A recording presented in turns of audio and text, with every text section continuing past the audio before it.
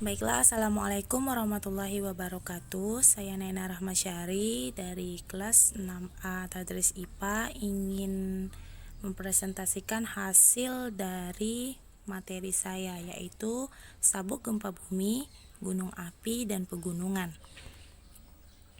Baiklah, yang pertama, sabuk gempa bumi dan gunung api.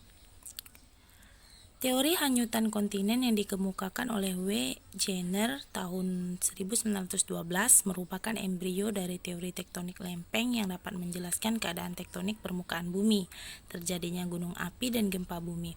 Secara geologis, Indonesia berada pada permukaan 3 lempeng tektonik utama, yaitu lempeng Eurasia, Indo-Australia, dan lempeng Pasifik yang merupakan jalur seismik gempa.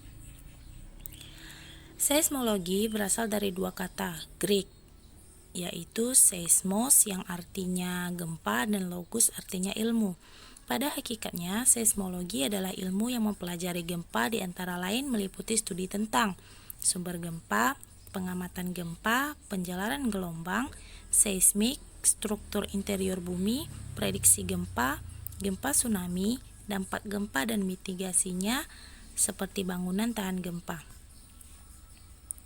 Bila epicentrum gempa digambarkan sebagai titik dalam peta dunia, maka akan terlihat bahwa titik tersebut tidak tersebar merata, tetapi terletak di beberapa daerah sempit yang disebut sabuk seismik. Di antaranya, yang pertama adalah sabuk seismik lingkar Pasifik.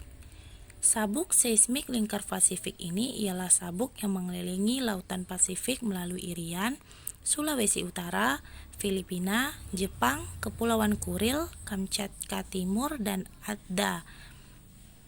Dan ada beberapa daerah lagi yang akan dilalui hingga sampai kembali ke Iran.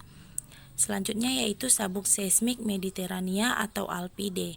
Sabuk ini ialah sabuk yang membujur dari Azores melalui daerah Mediterania hingga Nusa Tenggara.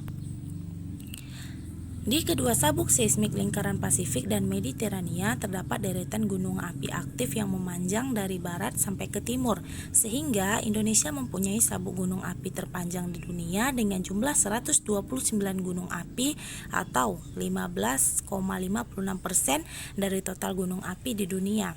Di wilayah Pasifik, jalur gunung api terbentuk lingkaran, sering disebut lingkaran atau cincin api, Ring of Fire. Di wilayah lingkaran Pasifik mempunyai 512 gunung api atau 61,8%. Bisa dilihat tabel gunung aktif di dunia di slide berikut ini.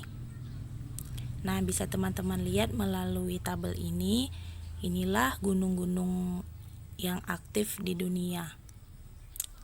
Baiklah, selanjutnya, seorang ahli meteorologi pada tahun 1912 yaitu W. Jenner mengemukakan teori hanyutan benua, bahwa semua benua yang sekarang berbentuk pernah menjadi disebut Pangea. Teori hanyutan merupakan awal dari teori tektonik lempeng. Gunung api berpotensi terjadinya bencana alam namun memberi manfaat bagi Indonesia karena banyaknya gunung api berpotensi pada energi panas bumi yang sangat besar yang dapat dimanfaatkan sebagai energi alternatif. Contoh energi panas bumi terdapat di Kamojang, Kabupaten Garut, Jawa Barat. Baiklah, materi selanjutnya yaitu pegunungan. Pegunungan merupakan suatu penampakan yang sangat spektakuler yang menjulang ke atas sampai beberapa ratus meter, bahkan lebih besar dari daratan yang ada di sekelilingnya. Secara umum, proses yang membentuk suatu sistem pegunungan disebut dengan proses orogenesis. Kata tersebut berasal dari bahasa Yunani, yaitu oros atau pegunungan dan genesis atau pembentukan mula jadi. Seperti yang telah diketahui sejak lama bahwa suatu sistem pegunungan mempunyai banyak penampakan yang umum. Para ahli geologi menyimpulkan bahwa sistem tersebut memiliki sejarah pembentukan yang berbeda. Pegunungan tersusun oleh batuan sedimen yang sangat tebal dan dapat mencapai 15.000 meter dan mengalami perlipatan. Bantuan sedimen tersebut dibentuk oleh proses sedimentasi pada cekungan yang mengalami penurunan perlahan yang disebut dengan istilah geosinkline. Tipe-tipe pegunungan ada 4. Yang pertama ialah gunung berapi. Gunung berapi ini ialah gunung yang terbentuk jika magma dari perut bumi naik ke permukaan. Gunung berapi ini dapat dikelompokkan menurut tingkat kedahsyatan letusan, apakah itu dahsyat ataupun tenang, dan tipe bahan yang dimuntahkan sewaktu meletus. Selanjutnya, pegunungan lipat. Pegunungan yang terbentuk bila massa strata sedimen yang besar terlipat oleh tekanan dari dalam kerak bumi. Ilmu pengetahuan modern kemudian menemukan bahwa jalur pegunungan yang terbentuk dari fenomena lipatan tersebut berperan penting untuk menjaga stabilitas kerak bumi dari goncangan. Penjelasan ini sesuai dengan gambaran yang disampaikan Dr. Frank, yaitu seorang ahli geologi yang pernah menjadi Presiden Akademi Sains di Amerika Serikat. Beliau adalah seorang penulis buku Earth dan menggambarkan dalam tulisannya bahwa gunung terbentuk seperti pasak. Temuan ilmiah ini telah dijelaskan dalam Al-Quran sekitar 14 abad yang lalu.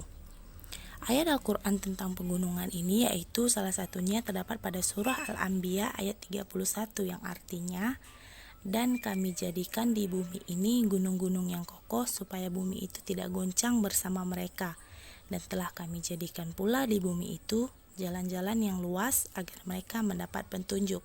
Surah Al-Anbiya ayat 31. Baiklah, selanjutnya pegunungan bongkah. Pegunungan bongkah ini ialah pegunungan yang dihasilkan oleh pengangkatan kerak bumi, khususnya sepanjang garis besar atau garis retakan, yang dengan nama lain juga disebut sebagai gunung Horst. Pada pegunungan bongkah, sisi lereng yang curam tererosi dan menghasilkan puing-puing yang mengumpul di dasar gunung. Contoh salah satu pegunungan bongkah ialah pegunungan Teton di Myoing dan pegunungan Harz di Jerman. Baiklah, yang terakhir yaitu pegunungan residu. Pegunungan residu ini ialah pegunungan yang terbentuk bila salah satu pegunungan atau dataran tinggi dikikis dan dihaluskan oleh angin serta hujan dalam jangka waktu yang lama sehingga membentuk lembah dan jurang. Contoh pegunungan residu ini adalah pegunungan Catskill di New York. Baiklah, sekian hasil dari presentasi saya. Lebih dan kurang saya mohon maaf. Wabillahi taufik wal hidayah. Wassalamualaikum warahmatullahi wabarakatuh.